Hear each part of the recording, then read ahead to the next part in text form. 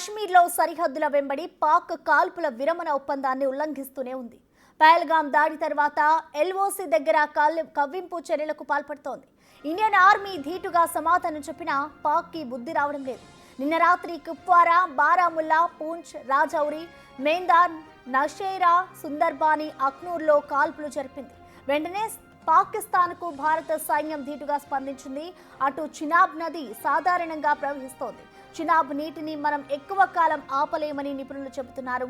నిన్న రాత్రి 150 మెగావాట్ల విద్యుత్ ఉత్పత్తి చేసే 6 టర్బైన్లను నడపడానికి సొరంగాల ద్వారా నీటిని పంపించారు. ప్రస్తుతం చినాబ్ నదిలో నీటి మట్టం పెరిగింది.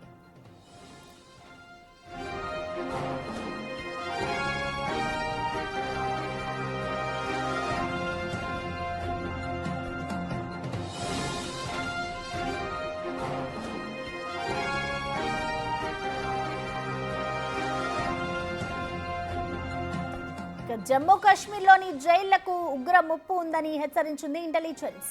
శ్రీనగర్లోని సెంట్రల్ జైల్, జమ్మూలోని బల్వాల్ కోట్ జైళ్లు టార్గెట్గా చేసుకుని దాడులకు దిగే అవకాశం ఉందని తేల్చింది. దాంతో సిఐఎస్ఎఫ్ అలర్ట్ అయింది. జైళ్ల దగ్గర భద్రత కట్టుదిట్టం చేసింది. సెక్యూరిటీ మరింత పెంచింది. ములాఖాత్కు వచ్చే వాహనాలను తనిఖీ చేసి జైలుకు దూరంలోనే నిలిపివేస్తున్నారు. హై ప్రొఫైల్ టెర్రరిస్టులు స్లీపర్ సెల్స్ ను వేరువేరు బ్యారక్ లో పెట్టినట్లుగా సమాచారం. ఇప్పటికే పూంచ్ జిల్లాలో 5 ఐఈడీ బాంబులను స్వాధీనం చేసుకున్నారు.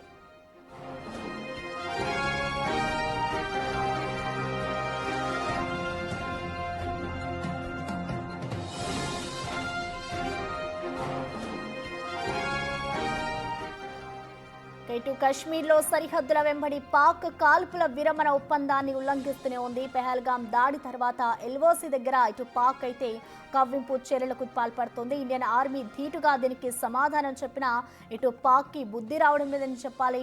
మరోవైపు ఇటు జమ్మూ కాశ్మీర్లోని జైళ్లకు కూడా ఉగ్ర ముప్పు ఉందంటూ కూడా ఇటు ఇంటెలిజెన్స్ అయితే హెచ్చరిస్తోంది. దీనికి సంబంధించిన పూర్తి అప్డేట్స్ ని మా ప్రతినిధి శివ అందిస్తారు. శివ, రైట్ ప్రసన్న, పెహల్గాంలోని బైసర్ వ్యాలీలో కాల్పుల ఘటన జరిగిన తర్వాత అనేక మందిని అనుమానితులను ఎన్ఐఏ అలాగే జమ్మూ కాశ్మీర్ పోలీసుల బృందం విచారిస్తుంది. దానిలో భాగంగా కొంతమంది అనుమానిత ఉగ్రవాదులు, గతంలో ఏదైతే ఉగ్రవాదులతో లింకులు ఉన్న వారిని, కొంతమంది అనుమానితులను, మరికొంతమంది నిసార్ గాని ముస్తాక్, వీరిద్దరూ ఆర్మీ వాహనాలపై దాడికి పాల్పడ్డారు. వారిని అదుపులో తీసుకుని ప్రజెంట్ విచారిస్తున్న నేపథ్యంలో ఏదైతే జమ్మూ కాశ్మీర్ శ్రీనగర్లో ఉన్న జైళ్లు ఏవైతే ఉన్నాయో ఆ జైళ్లకు ఉగ్రవాద ముప్పు పొంచి ఉందనేది కూడా కొంత సమాచారం ఉంది ఇంటెలిజెన్స్ వర్గాల దగ్గర. ఈ నేపథ్యంలోనే ఆ జైళ్ల వద్ద పటిష్టమైన భద్రతను ఏర్పాటు చేశారు. అంటే అక్కడ ఎవరైతే జైలులో బందీలకు ఉన్న ఉగ్రవాదులు ఏమన్నారో, ఉగ్రవాద కేసుల్లో అరెస్ట్ అయిన, ఉగ్రదాడుల కేసులో అరెస్ట్ అయిన వారు ఎవరైతే ఉన్నారో వారిని విడిపించేందుకు కొన్ని ఉగ్రదాడులు చేసే ఆలోచనలో టెర్రరిస్టులు ఉన్నట్లు కూడా తెలుస్తుంది. దానికి సంబంధించిన కీలక ఆధారాలు, సమాచారం అయితే ఇటు CSF central industrial security force దగ్గర సమాచారం ఉన్న నేపథ్యంలో ఇదంతా కూడా ఏదైతే పోలీస్ స్టేషన్లు ఏవైతే ఉన్నాయో జమ్మూలో కానీ శ్రీనగర్లో కానీ, ఇటు పెహల్గాంలోని బైసర్ వ్యాలీ కింద పెహల్గాం పోలీస్ స్టేషన్ ఏదైతే ఉందో ఆ పోలీస్ స్టేషన్లోనే ఎన్ఐఏ దర్యాప్తు కొనసాగిస్తుంది. కొంతమంది అనుమానితులను పిలిచి, దాదాపు ఇప్పటికే 2000 మందికి పైగా అనుమానితులను పిలిచి స్థానికులు విచారించింది. మరికొంతమంది దాదాపు 100 మందికి పైగా కూడా ఎన్ఐఏ బందీలుగా ఎన్ఐఏ వద్ద ఉన్నట్లుగా కూడా తెలుస్తుంది. ప్రజెంట్ వారిని కూడా విచారిస్తున్నట్టు కూడా తెలుస్తుంది. ఈ నేపథ్యంలో ఇటు పెహల్గాం కానీ శ్రీనగర్, జమ్మూలోని మెయిన్ పోలీస్ స్టేషన్లు ఏవైతే ఉన్నాయో ఆ పోలీస్ స్టేషన్లో ఉగ్రవాదుల దాడులు జరిగే అవకాశం ఉందనే సమాచారం ఉన్న నేపథ్యంలో పటిష్టమైన భద్రతను ఏర్పాటు చేస్తున్నారు. దానిలో భాగంగానే అక్కడ ఏ ఒక్క వాహనాన్ని కూడా వదలకుండా తనిఖీలు చేస్తున్నారు. మరోవైపు ములాఖాతులో భాగంగా ప్రతి ఒక్కరికి కూడా ములాఖాత్ ఉంటుంది కాబట్టి వారిని కలవడానికి వచ్చిన వారిని కంపల్సరీగా ఐడెంటిటీ చెక్ చేసి వాహనాలను తనిఖీలు చేసిన తర్వాత మాత్రమే వారిని కలిసేందుకు అనుమతిస్తున్నారు. మరికొంతమందిని కలవకుండానే వెనుదిరిగి పంపించేసిన పరిస్థితి కనిపిస్తోంది. అంటే మరిన్ని ఉగ్రదాడులు జరిగే అవకాశం ఉంది అనేది ప్రధానంగా సమాచారం ఉన్న నేపథ్యంలోనే నిఘా వర్గాల మేరకు వారిచ్చిన సమాచారం మేరకు ఇటు సెంట్రల్ ఇండస్ట్రియల్ సెక్యూరిటీ ఫోర్స్ ఏదైతే ఉందో అది గత 2023 నుంచి కూడా జమ్మూ కాశ్మీర్ అలాగే శ్రీనగర్లోని పోలీస్ స్టేషన్లన్నీ కూడా ఈ సిఎస్ఎఫ్ఐ కింద CISF central industrial security force పరిధిలోనే ఈ జైలు అని కూడా పనిచేస్తున్నాయి. దానికి సంబంధించిన డైరెక్టర్ జనరల్ కూడా ఇప్పుడు ఆ జైలుకు సంబంధించిన అందరితో అధికారులతో, ఉన్నత స్థాయి అధికారులతో సమావేశం నిర్వహించారు. ఉగ్రదాడి జరిగే అవకాశం ఉంది, అందరూ కూడా జాగ్రత్తలు వహించాలంటూ కూడా ఆదేశాలు జారీ చేసిన నేపథ్యంలో ప్రతి పోలీస్ స్టేషన్ వద్ద కూడా పటిష్టమైన భద్రతను ఏర్పాటు చేశారు. ఇటు పోలీస్ స్టేషన్లతో పాటు ఏదైతే పర్యాటక ప్రాంతాలు ఉన్నాయో పర్యాటక ప్రాంతాల వద్ద కూడా గత కొన్ని రోజులుగా కూడా, అంటే ఏప్రిల్ 22వ తేదీన దాడి జరిగింది.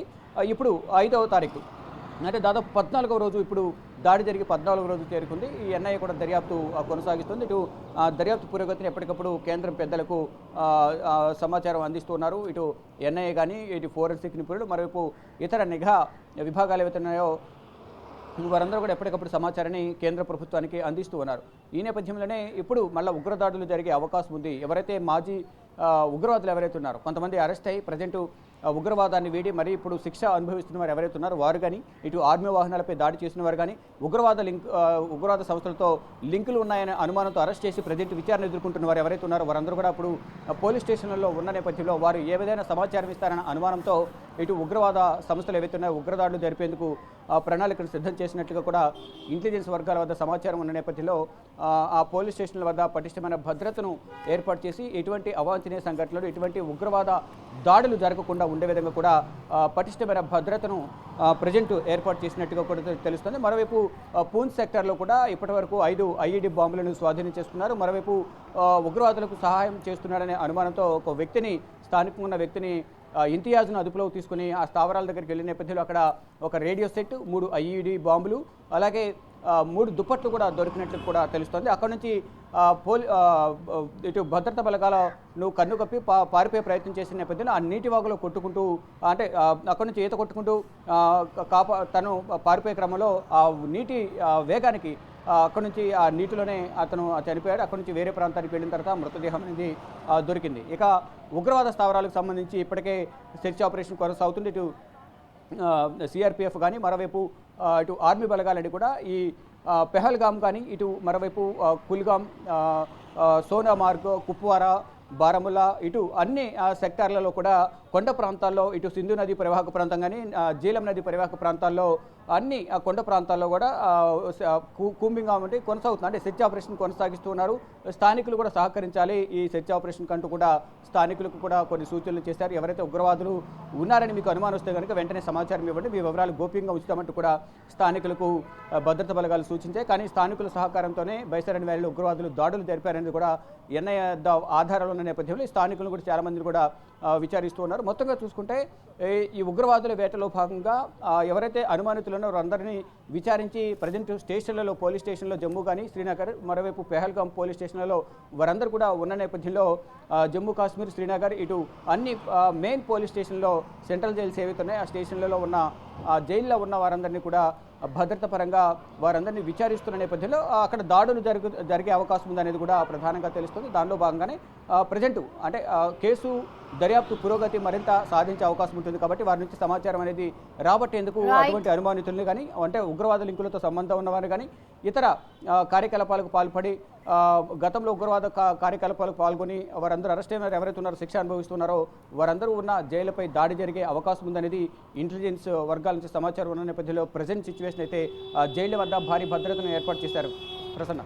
Right Shiva, thank you. ఇటు జమ్మూ కాశ్మీర్లోని జైళ్లకు ఉగ్ర ముప్పు ఉంది అంటూ కూడా ఇటు ఇంటెలిజెన్స్ వర్గాలు హెచ్చరిస్తున్నాయి. ఇటు శ్రీనగర్లోని సెంట్రల్ జైలు, జమ్మూలోని బల్వాల్ కోట్ జైళ్ల టార్గెట్గా చేసుకుని దాడులకు దిగే అవకాశం ఉన్నట్లు